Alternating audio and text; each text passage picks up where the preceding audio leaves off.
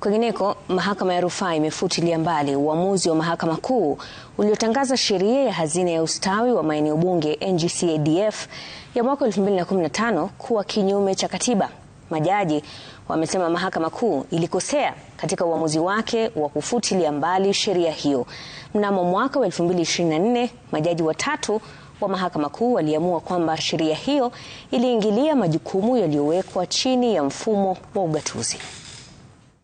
Katika uamuzi wao, majaji Daniel Musinga, Francis Tuiyot na Agri Muchelule walisema kuwa sheria ya NG-CDF ya mwaka 2015 haikiuki misingi na miundo ya ugatuzi wala majukumu ya ngazi mbili za serikali.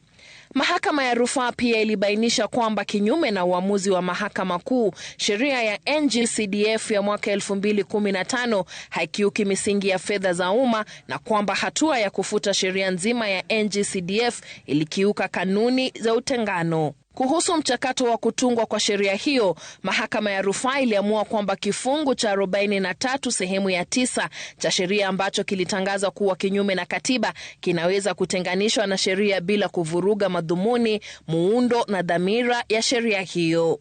That judgment of the Court of Appeal fell just a little short of referring to the judges of the High Court as incompetent.